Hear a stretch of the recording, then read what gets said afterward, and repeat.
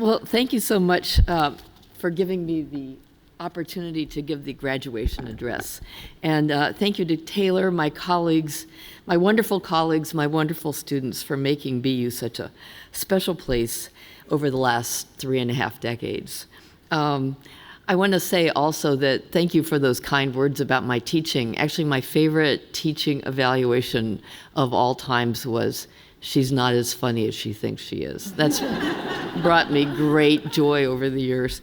I actually have kind of mixed emotions about doing this, and you're probably going to think, yeah, it's because leaving BU is hard, and it is really hard. But I also spent my young adult years trying to dodge graduations. I was conveniently in Japan during my own college graduation. My first week of graduate school, my mother told me that I was going to be at that graduation no matter what.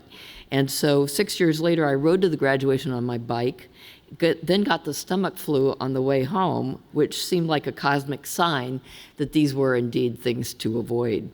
But I've come to love these affairs, and despite my bad attitude, I'm really happy to be here today to express how much I've learned from you, our students, to encourage you at this turning point in your lives, and to wish you the best in the future.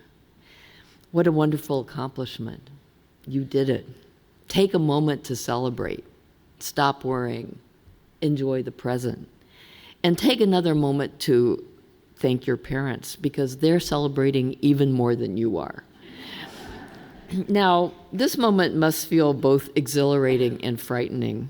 It's customary for graduations to say something along the lines of, "Go forth and prosper."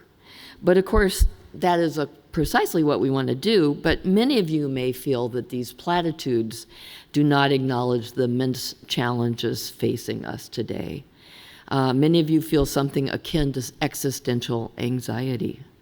And I share these feelings. I had to issue a trigger warning for my holiday letter last year. That's actually true. And I got a lot of complaints, especially from my family members in the Midwest who don't share my political views. Climate change seems like a Greek tragedy. Every day we're confronted with weather-shattering heat fires, hurricanes, or floods. New England set a record for the most rainy Saturdays last year, ever. In fact, I prepared for this speech by rewatching Sharknado, one of my favorite movies of all times, right up there with Snakes on a Plane. And I have to say, that moment where the sharks take out the Hollywood sign, wow. It really captures in a completely accurate manner the devastating consequences of climate change. Now, the conflicts in Ukraine and Gaza are deeply distressing. People hold strong views about what is to be done, and the dialogue is fraught with angst and anger. But no matter how you view these conflicts, the loss of lives is indeed tragic. The dead children in Gaza, the Israeli victims, the alarming rise of anti-Semitism, these images capture our horrific times. And it's hard not to be demoralized by the severe political polarization that is making it impossible to govern at this moment. Whether you're red or blue, one feels beaten down by the current conflict and chaos and discord in Washington. Some worry that democracy itself is at a risk. In fact, the only thing that Democrats and Republicans seemed to agree on last year was to kick George Santos out of Congress. Seriously? I think it's mainly because Santos had so many different personalities that everybody could find something to hate about the guy. Now, legislators want us now to experience their pain and inability to get along. And this really pisses me off, class. They're attacking universities. They're telling us that our students are out of control. They're urging us to bring in the police, not at BU, but elsewhere. Now, we know that nonviolent political protest is a resource when politics, as usual, is not working.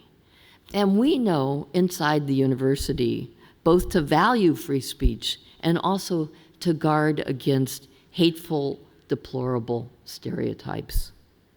And I hope in the future that Congress just leaves universities alone, because we can figure this stuff out without politicians trying to muddle the waters and getting involved.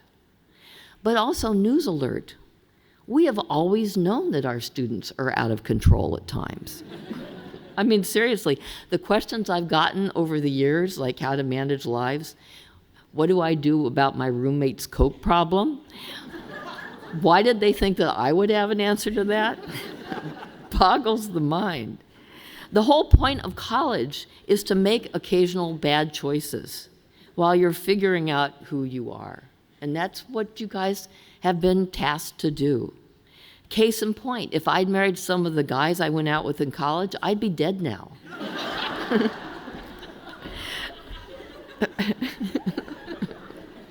Sorry, I amuse especially myself. Now, you're at a major turning point, the figuring out who you are part, the one where you enter the real world. And many of you have concerns about your own future life circumstances. The housing crisis is killing your generation. Home ownership, a given in my generation, has become a fleeting goal in yours. Rental housing is a huge source of investment right now. Rents are skyrocketing across the country. Nearly 1/4 of American renters spend only over 50% of their income on housing. I recently watched my own city of Newton get embroiled in a major battle over new rental housing. Some people made the argument that we should keep Newton as a series of quaint little suburban villages, and that we should not let any kind of new development of housing in. And I thought to myself, don't they want their kids to move out of the basement? The good news is that employment prospects for college graduates are much better than they were today, than they were a decade ago. And I want you guys to know this. Don't get demoralized about jobs. Jobs are going to be out there. All these experts are forecasting significant skill shortages and labor shortages in the coming decades. And this means that you guys are going to get decent jobs in high-skilled sectors. So believe in yourselves and try to have a little optimism on that front. There are not that many fronts we have optimism on, but that's one of them. Part of this is driven by demographics. The working population has been shrinking as boomers retire. Part of this is emerging technologies. There are a lot of new opportunities in green sectors, health, et cetera. So there are a lot of jobs out there. Now, granted, the terms of employment are getting more precarious with the rise of the gig economy.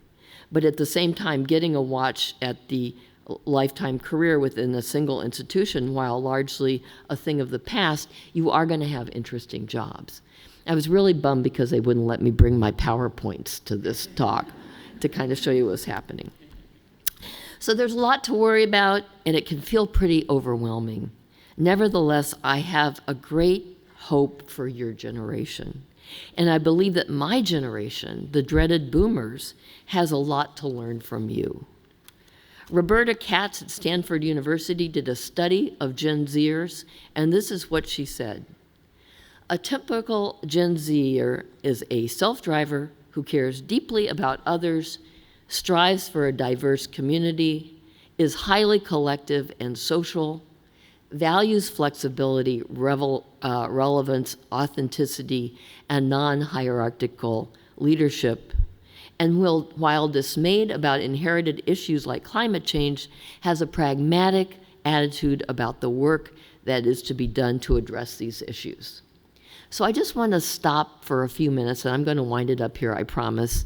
Someone once told me I had a Fidel Castro approach to public speaking. I'm going to try to resist that here. Gen Zers are practical and realistic.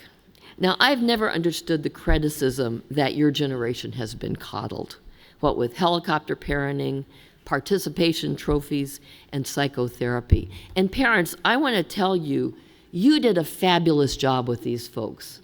You really did. This is like such a wonderful group. You guys came to BU during the dark days of COVID, and the pandemic threw you into a sink or swim situation. COVID was overwhelming, but you figured out pragmatic strategies for coping with the pandemic, like sneaking into each other's dorm rooms. Gen Zers are real. They value authenticity. They like people who tell it like it is, and I think that's why Bernie was such a great hit with your generation. I remember going to class one yucky New England day, sleet, slush, the full catastrophe, and I said to the class, I really don't want to be here. And one of my students shouted, "That's so real." And I went home and I told my husband, it's the first time in my life that someone has complimented my whining. But that's another reason why I love your generation. It's okay to tell it like it is when life sucks, and you know that. Now, things can get a little too real at times, so I used to ask my students in my classes to say the funniest or craziest thing that ever happened to them in a foreign country. Got great answers, but I learned my lesson. After the first time, I had to say, what was the funniest thing that ever happened to you in a foreign country that did not involve drugs, sex, or underage drinking? Gen Zers are flexible, and flexibility is the name of the game in today's world. It may take you some time to figure out what you want to do with your lives, to get the career thing sorted. But jobs that feel like a dead end at the end actually can end up being really valuable lessons. They can have repercussions that you never anticipate. So in my own checkered trajectory after leaving college, I pumped gas. That was my first job. I worked as a contractor's assistant after meeting the contractor at the gas station. True story. Next, I was a child care worker in a residential treatment center for kids with severe mental illnesses, and ended up as a social worker on an inpatient psych ward, all before I went back to graduate school. And I learned practical things during this period, like how not to get stabbed in the forehead with a fork. Happened once, never again. How to survive faculty meetings. Just kidding, just kidding. And so it was definitely not a straight line. And you guys have to remember that the straight line may be overrated. And it all worked out because I was game for anything. And maybe a little too game when it came to the contractor, but in general, it was a good life. Gen Zers are ethnically diverse, and they embrace diversity. They're more diverse than prior generations. They're more likely to be children of immigrants. And that's a great source of vibrancy for your generation and for our society. And maybe I'm just the old white lady who wants to believe that racial discrimination is subsiding at a personal level, even while there's still overwhelming evidence that institutional racism persists. But it does seem to me that your generation is less likely to jump to racial stereotypes than generations of the past. And that's something to applaud. And that seems particularly true within the BU political science community. Class, I wish that the world were more like you. I really do. And this gets me to my final point about your generation. Gen Zers are solidaristic and collaborative. You care more about each other and about the world than prior generations. You do more volunteer work and community service than prior generations. And it's not only to build your resumes. A Pew study found that 70% of Gen Zers think that government should do more to solve problems compared to only 49% of boomers, and that's a huge gap. You care deeply about the collective future. And I sincerely believe that Gen Z is the new greatest generation. I really do.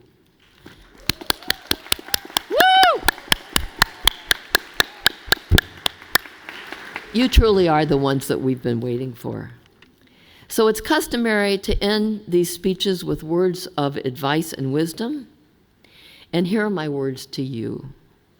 Go forth and prosper collectively. The problems of the world may seem insurmountable, but if anyone can conquer the current challenges, you can. Be brave and strong and true to yourselves and to one another. Tell it like it is and have each other's backs. Learn not to get stabbed in the forehead with a fork. Find ways to stay sane despite the violence all around you. And always leave them laughing when you say goodbye. Thank you so much.